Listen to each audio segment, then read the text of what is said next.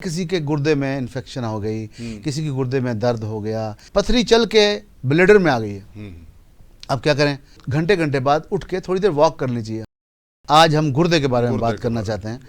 گردہ بھی ایک بڑا ایک قیمتی آرگن ہے انسان کی، اس کے تفصیل بتانے کی ضرورت نہیں، وہ آپ ہر جگہ ملیے۔ میں تو وہ جو پن پوائنٹ جو لوگوں کی تلاش ہے میں وہ لے کے آتا ہوں۔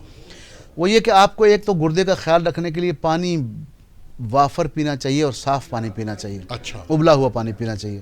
اس کو مل کے کپڑے سے اس کو چھان بھی لیا جائے۔ میرا مطلب ہے کہ آپ کو احتیاط کرنی ہے پانی پینے کے اس میں۔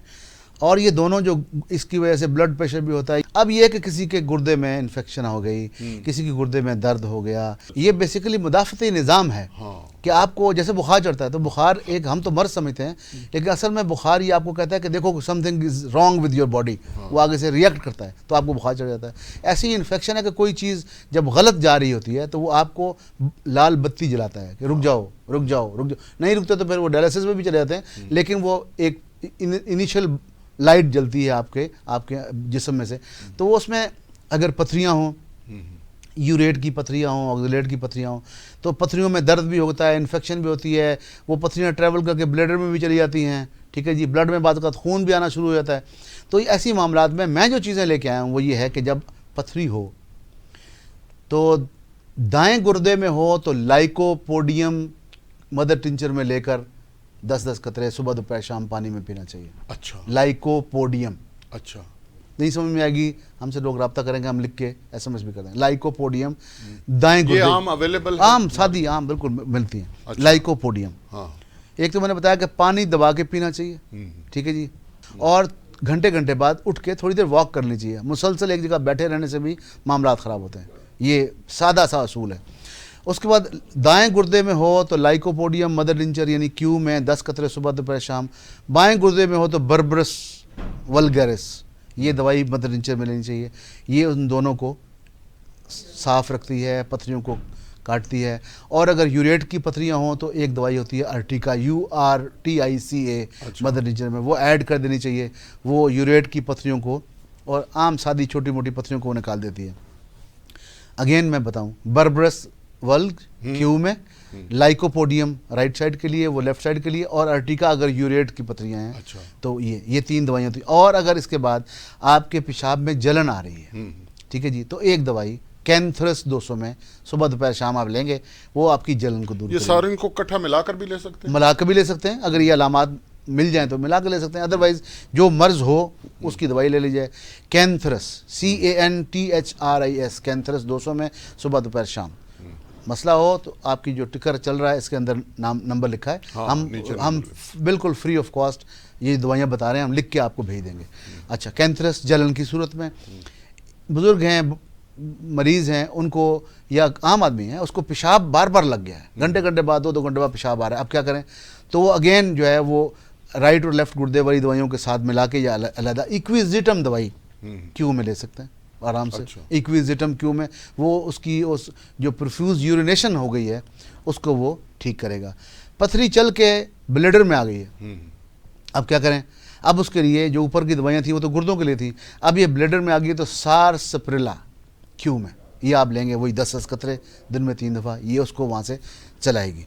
اس کے بعد دیکھیں کہ یہ ہو سکتا ہے کہ آپ کا پروسٹیٹ گلینڈ بڑھ جائے، اگر وہ بڑھ گیا ہے تو اس میں سیبل سر ایک دوائی ہے کیو میں، سیبل SABAL، اور دوسرا اس کا نام، دوسری جو نام ہے SER کیو میں، یہ آپ لیں گے تو وہ اس پیسج کو ٹھیک کرے گا، یا اس کے ساتھ آپ R25 لیں گے تو یہ کمبینیشن آپ کو جو جملہ امراض ہیں اس کے پروسٹیٹ کے اس کو ٹھیک کرے گا۔ اور پہلی جو میں نے دوائیاں بتائی ہیں اس میں اگر آپ نے کوئی کمبینیشن جرمنی کا لینا ہو، یعنی کہ گردے نہیں، یہ R25 یہ ہے پروسٹیٹ کے، یہ پروسٹیٹ کے تمام سنگل ریمیڈی جو ہے، سنگل جو میڈیسن ہے وہ یہ ہے۔ سیبل سر سنگل ہے، اور اگر آپ نے نہیں سمجھ میں آتی چونکہ لوگ مرض بتا بھی نہیں سکتے تو آپ یہ R5 لیں گے۔ اور گردوں اور پتھریوں کے لیے جو دوائی ہے، اگر آپ نے جرمن کی کوئی کمبینیشن لینا ہے اس میں بھی اگین بربرس پڑی ہوگی، لائکوپوڈیم پڑی ہوگی، وہ دوائی ہے R27۔ بعض اوقات بندہ کہتا ہے نا کون ایک ڈھونڈتا رہے، تو R27 گردوں کی پتھریوں کے لیے ہے، اور R25 جو جملہ امراض ہیں پروسٹیٹ گلینڈز کے حوالے سے اس کی دوائی ہے. ٹھیک ہے جی. اب اس میں ایک بات جو آگے چلتی ہے کہ فرض کریں وہ معاملہ تھوڑا بڑھ گیا, آپ کا یوریا بڑھ گیا, آپ کا کریٹینائن بڑھ گیا اور آپ گردے کے فیلور کی طرف جا رہے ہیں, ابھی معاملہ ختم نہیں ہوا, جا رہے ہیں, تو آپ اس میں بڑی احتیاط کے ساتھ, ایک تو نوزوڈز ملتے ہیں, یوریا بڑھا ہوا ہے تو آپ یوریا پیورا ایک دوائی ہے, اسی سے بنتی ہے نوزوڈ سے, وہ آپ چند دن 200 کی پوٹنسی میں صبح دوپہر شام لے لیں گے. اور کریٹینائن بڑھا ہوا ہے تو کریٹینائن خود ایک دوائی ہے. اچھا ڈاکٹر صاحب یہ تو آپ نے ماشاءاللہ بڑا, اگر کوئی آپ کو فون پہ رابطہ کرے جی اور وہ آپ کو اپنی علامتیں بتا دے جی, تو پھر آپ اسے یہ دوائی لکھوا دیں گے؟ لکھوا بھی دوں گا, اور ہمارے بندے اگر انہوں نے منگوانی ہوگی تو ہم کسی کو دوست کو بول کے ان کو بھجوا بھی دیں گے. گردے جو ہیں وہ فیلور کی طرف جا رہے ہیں تو آپ وہاں پر 2 دوائیاں یوریا پیورا ہیں جی 200 میں, یہ اگر یوریا بڑھا ہوا ہے, اور اگر کریٹینائن بڑھا ہوا ہے تو کریٹینائن خود ایک دوائی ہے, اگین نوزوڈ ہے, وہ 200 میں چند خوراکیں دے دیں گے.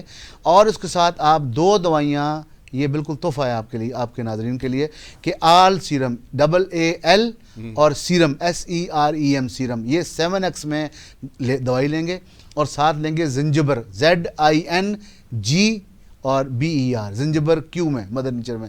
یہ دونوں دوائیاں یہ گردوں کے فیلور کی طرف جاتے ہوئے ان کی بہت خوبصورت دوائی ہے اور وہ دینی چاہیے. اور اس کے ساتھ آخری بات جو میں کروں وہ یہ ہے کہ بعض اوقات یورینری ٹریک انفیکشن ہو جاتا ہے جی, آپ کو انفیکشن ہے, انفلیمیشن ہے, پسلز آ رہے ہیں, ٹھیک ہے جی, تو اس میں آپ کینتھرس ایک دوائی ہے جو کہ میں نے جلن کے لیے بتائی, کینتھرس دوائی ہے وہ دیں گے 30 میں. آپ اس میں ایپس ایپس دوائی 30 میں وہ دیں گے. اور پیشاب میں اگر بلڈ آنا شروع ہو گیا ہے تو آپ اس میں ٹیریبنتھینا TEREBINTHINA 30 میں ٹیریبنتھینا, یہ پیشاب آنے کی صورت میں دیں گے. اور اس کو اگر جمی کو ایک جرمن کی بوتل لینی ہو تو R18 R18 یہ آپ اس کے لیے UTI کے لیے جو نہ لیں. ناظرین چونکہ یہ گردہ ایک بہت پیچیدہ آرگن ہے, اس کے لیے یہ جو حصہ ہے جہاں دوائیاں ہیں اس کو آپ غور سے سنیں, بار بار سنیں, اور کاغذ پہ لکھ لیں دوائیوں کے نام اور طریقہ کار جس طرح ڈاکٹر صاحب نے بتایا ہے اسی طرح لیں. پھر بھی اگر کوئی کسی قسم کی تشنگی رہ جائے تو پھر نیچے پٹی پر فون نمبر جو چل رہا ہے اس کے اوپر ڈاکٹر صاحب سے رابطہ کر لیں, وہ مزید انشاءاللہ آپ کے لیے فائدہ مند ہوگا. اجازت دیجیے, ڈاکٹر مرتضیٰ مغل صاحب میرے ساتھ تھے, انشاءاللہ اگلی نشست میں حاضر ہوں گے. اللہ حافظ.